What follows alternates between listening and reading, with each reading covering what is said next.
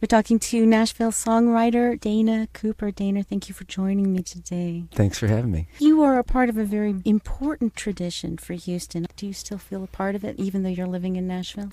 Yes, I do.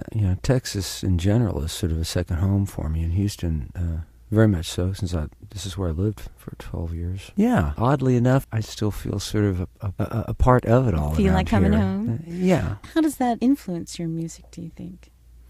Oh, I think that, coming to Texas back in the 70s, really, all the great writers and bands around here, between here and Austin, but really the Houston scene I never really lived in Austin, so it all really influenced me a lot. Continues to. The friendships themselves do, too, not just the music. And back in that time, I always sort of felt a rivalry, almost, in some instances, certainly. And each very distinct, too, in the kinds of music that come out of each city. Mm.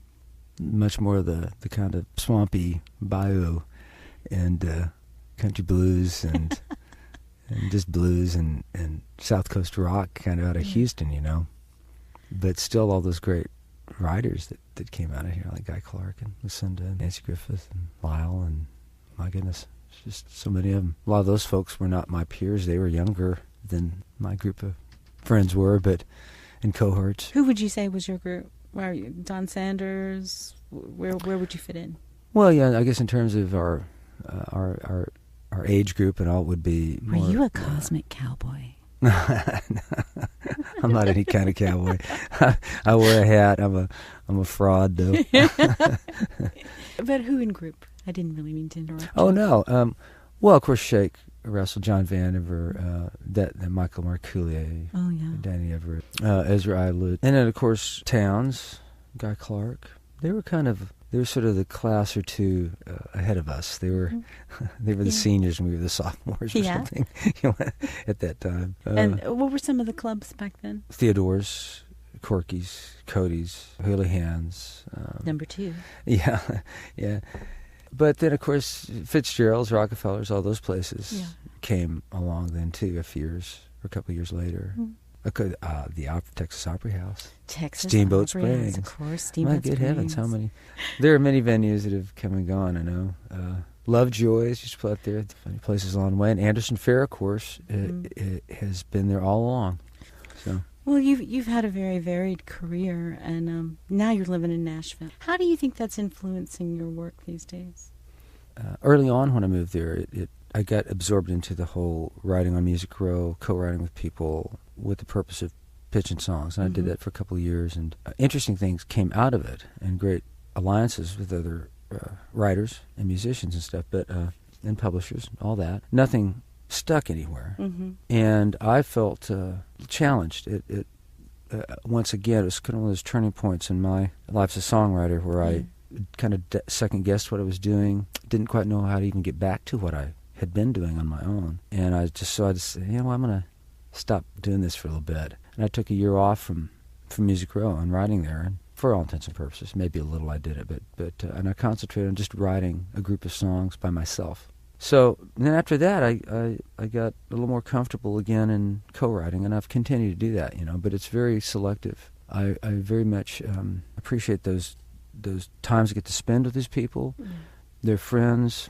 I admire what they do as artists and writers. We get together. There's no big onus hanging over us to write a hit song or something. We're just trying to write something good. So I like that. And I think there's been a movement in that direction now, more with more people there, because the business itself has changed, and there's kind of less of demand for, they don't need the stable. The stable of writing. You must write a country song that's going to be up-tempo, and it's got to have mama and trucks and dogs. Right. There you go. Not that it's not a...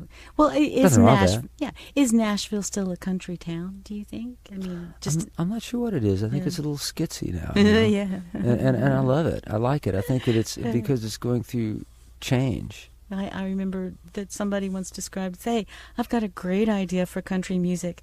Let's redo the Eagles catalog. Yeah, there you go.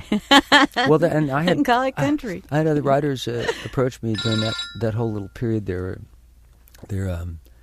Let's write Take It Easy, Well, what do you mean? Someone already wrote it. But that's, it kind of goes like that. These are the chords. Okay, let's just kind of change them a little bit, and we've got to say, take it easy. I just, I'm not good at that kind of thing. I admire people who can go into this sort of factory setting, and they can produce work that actually comes out well and gets placed, and great. It's not. Well, it's impressive that Nashville has decided to treat you like an artist and not like a factory worker. So congratulations. Yeah, they obviously believe you have a soul. I don't know. I'm not sure the proof of that is, but I have respect there, which is interesting. I'm not sure. Well, what are you supporting right now? What are you doing? What is your latest album, Dana? The newest thing was called Roadshow, and I just put it out this last year, and in 2012, and it's to no fanfare at all. I didn't do anything with it. I really didn't. I know I brought a copy here, a couple of copies here, but I didn't send it out to radio stations in general. I didn't do any press on it or anything. It's a collection of live performances, and kind of culled over about an 8-year period from house concerts and just different settings. And sounds wonderful. Yeah, it was a fun thing to do. I kind of regret that I didn't try to give it more of a life, but I'm selling it at shows, and just it exists. I just sort of wanted to have something mainly for people at gigs who want a live recording when they leave the show. It's kind of what it's about. So, but I am working on a new project. I've begun it. I've got one song right now in the can, and I'm about to launch a funding campaign. Excellent. God help me again. Excellent. And where do people go to get your information? Do you have a website? Yeah. Can I give that to you? Yeah. It's danacoopermusic.com. danacoopermusic.com. So, straight ahead. Absolutely fabulous. And, of course, you will be here in Houston, in the Houston area, coming up in May, playing on the bill with Vince Bell. Yes. Vince Bell at Anderson Fair. Mm-hmm. Dana, thank you so much for taking the time and Thank talking you. with us today. Thanks a lot. Great to have you here. Yeah.